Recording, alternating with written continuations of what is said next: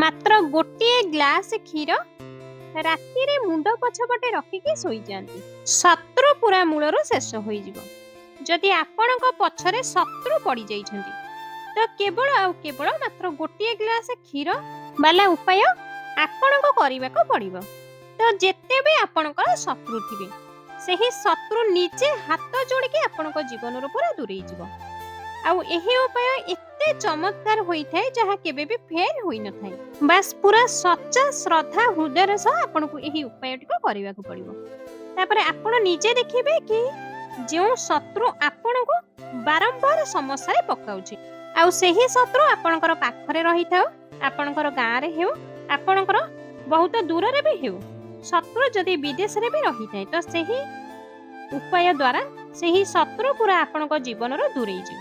ତେବେ ଚାଲନ୍ତୁ ଜାଣିବା ଏହି ଉପାୟଟିକୁ କିପରି କରିବେ ଆଉ କେଉଁ ଦିନ କରିବେ। ତ ସବୁଠୁ ପ୍ରଥମେ ଆପଣ ଗୋଟିଏ ଗ୍ଲାସ କ୍ଷୀର ନେବେ। ସେହି କ୍ଷୀର ଗାଈ କ୍ଷୀର ନେଇପାରିବେ, ଓମ୍ଫେଡ୍ କ୍ଷୀର ବି ଆପଣମାନେ ନେଇପାରିବେ।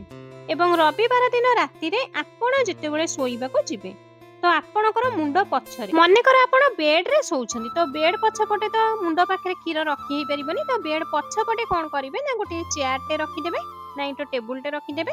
ଯଦି ବି କିଛି ପ୍ଲେସ୍ ଥିବ ସେହି ପ୍ଲେସ୍ ଉପରେ କ୍ଷୀର ଗ୍ଲାସଟିକୁ ରଖିକି ରାତିରେ ଶୋଇପଡ଼ିବେ।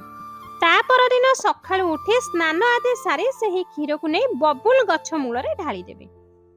ଯାହା ବି ତନ୍ତ୍ର ମନ୍ତ୍ର ଆପଣଙ୍କୁ ଯଦି କିଏ କରିଥିବ, ଯଦି କୌଣସି ବି ଶତ୍ରୁ ଆପଣଙ୍କ ଉପରେ କିଛି ବ୍ଲାକ୍ ମ୍ୟାଜିକ୍ କରିଥିବ ତାହା ତୁରନ୍ତ ଦୂର ହୋଇଯିବ ଏବଂ ଶତ୍ରୁ ଆପଣଙ୍କ ଜୀବନରେ ଆଉ ଫେରିକି ଆସିବ ନାହିଁ।